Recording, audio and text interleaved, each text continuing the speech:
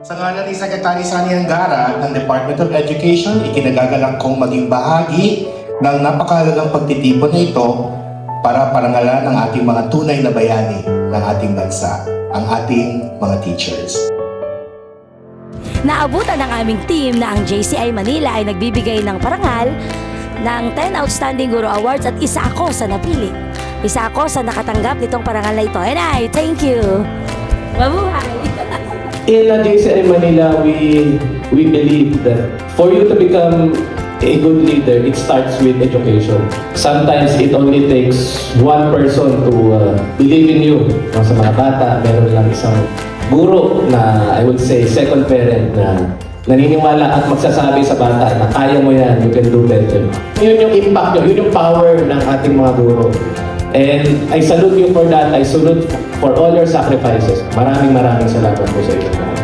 JCI, maraming salamat sa opportunity ito. Pagpalain po kayo at ipagpatuloy lamang ang magandang gawa. Mabuhay po ang JCI Manila, Akbyag JCI Manila. Salamat sa lahat. JCI Manila. With you, Iya Iyaman from Benguet, Philippines. Thank you so much JCI Manila for this opportunity. Sa JCI Manila, maraming salamat po. Nagpapasalamat po ako sa JCI. Ako po lubos na nagpapasalamat sa JCI Manila. Maraming salamat sa opportunity na ma-recognize yung story namin sa buong Pilipinas. Isang karangalan ang tumanggap ng award ito. Thank you. Thank you so much, JCI Manila. Hey! Congratulations sa ating mga awardees. This year, we are on our 5th year, no? And I can say that it is getting bigger and better.